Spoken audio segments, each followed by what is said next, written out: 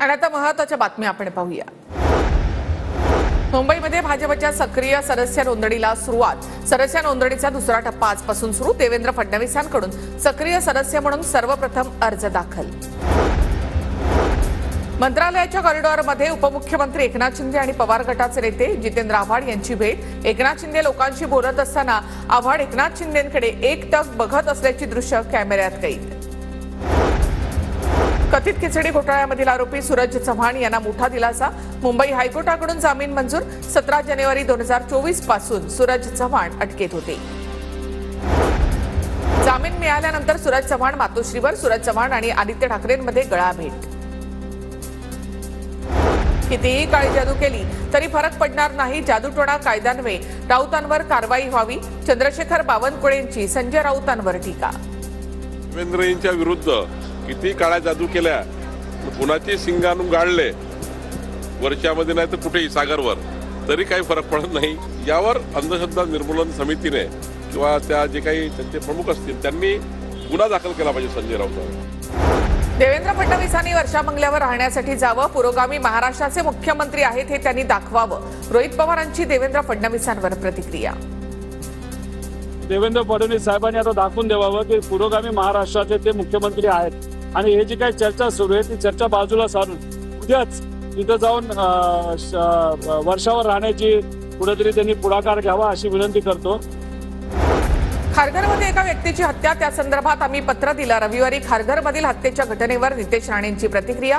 खारघरमधील इस्तेमा कार्यक्रमात कोणती भडकाऊ भाषणं झाली, नितेश राणेंचा सवाल।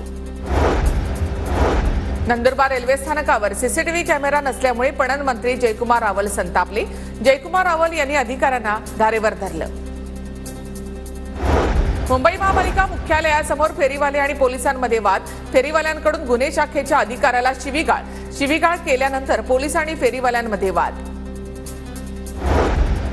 देवनार डम्पिंग ग्राउंडची जागा धारावी पुनर्विकास प्रकल्पासाठी अदानी समूहाला सफाई करून दिली जाणार।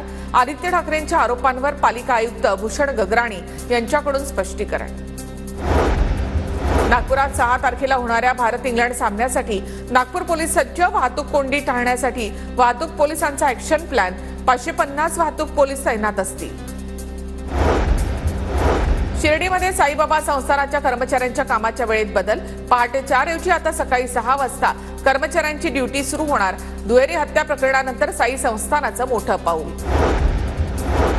भारतीय रेल्वेमध्ये होणार मेगा भरती। रेल्वेमध्ये ग्रुप डी साठी 32,000 कर्मचाऱ्यांची भरती होणार। रेल्वेकडून भरती संदर्भात जाहिरात प्रसिद्ध। 22 फेब्रुवारीपर्यंत उमेदवारांना अर्ज भरता येणार।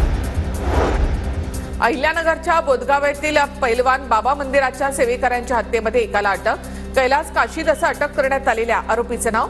पूर्व वैमनस्यामधून हत्या केल्याची माहिती पोलीस तपासामध्ये उघड। धुळ्यामध्ये भारतीय चलनाच्या बनावट नोटांसह एकूण 5,46,500 रुपये किमतीचा मुद्देमाल जप्त। शिरपूर शहर पोलिसांची कारवाई। 4 तरुण ताब्यात। परभणीच्या सेलूमध्ये उद मांजराचा वावर। फुलेनगर परिसरामध्ये एका बदामाच्या झाडावर उद मांजर दिसल्यामुळे नागरिकांमध्ये भीतीचं वातावरण।